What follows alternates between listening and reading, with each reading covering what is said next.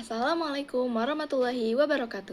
Saya Syamas Pratiwi dari kelas 11 IPA 3. Di video kali ini saya akan menjelaskan tentang pembelahan sel mitosis.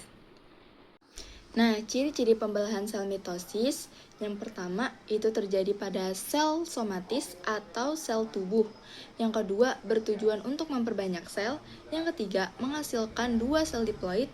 Yang keempat, variasi genetik tidak berubah. Yang kelima, jumlah kromosom sama dengan induknya. Yang terakhir, hanya terjadi pada organisme eukariotik atau organisme yang memiliki membran inti sel. Pada pembelahan sel mitosis terjadi 6 tahapan. Yang pertama ada interfase, yang kedua profase, yang ketiga metafase, yang keempat anafase, yang kelima telofase, yang keenam sitokinesis. Langsung aja kita bahas, check it out. Pada interfase terjadi proses persiapan dan penimbunan energi. Fase ini memerlukan waktu yang banyak dibandingkan fase yang lainnya loh. Selama interfase, nukleus dan nukleolus tampak terlihat jelas. Namun, kromosom pada sel tidak terlihat jelas karena masih dalam bentuk kromatin, yaitu benang-benang halus yang tersusun atas RNA, DNA, dan protein.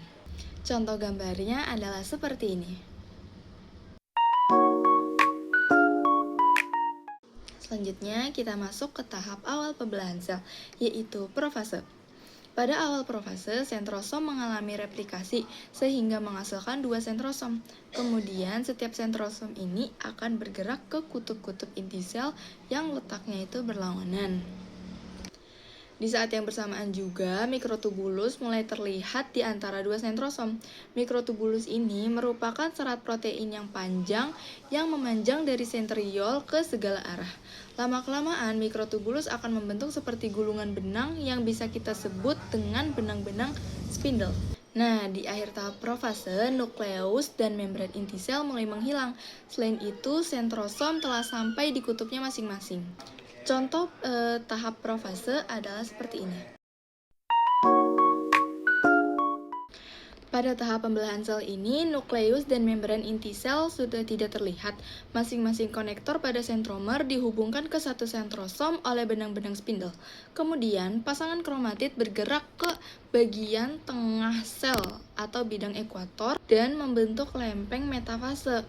Posisi kromosom yang terlihat pada bagian di tengah sel ini membuat jumlah kromosom dapat dihitung dengan tepat dan bentuk kromosom juga dapat diamati dengan jelas. Contoh gambarnya adalah seperti ini.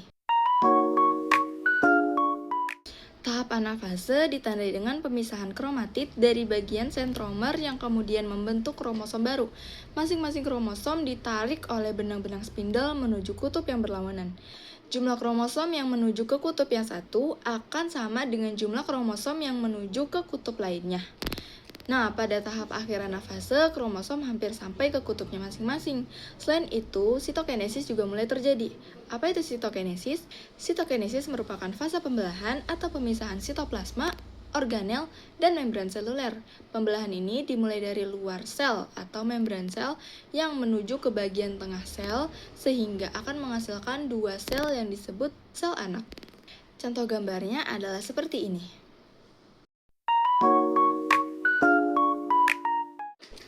Selanjutnya, tahap akhir pembelahan sel mitosis yaitu telofase. Pada tahap ini, kromosom telah sampai di kutubnya masing-masing. Benang-benang spindle mulai menghilang dan membran inti sel juga mulai terbentuk. Di antara 2 kelompok kromosom yang terpisah, kromosom semakin lama akan menipis dan berubah menjadi benang-benang kromatin kembali. Kemudian sitokinesis telah selesai, sel telah membelah dan menghasilkan 2 sel anak dengan kromosom diploid atau 2N.